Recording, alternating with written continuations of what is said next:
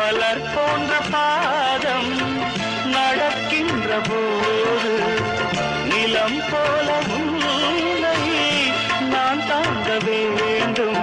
இடையினில் ஆடும் உடையன நானும் இணை பிரியாமல் துணை வர வேண்டும் உனக்காக.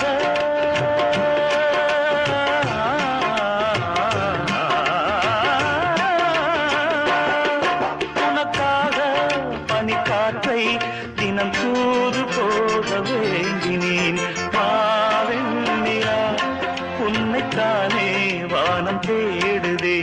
வா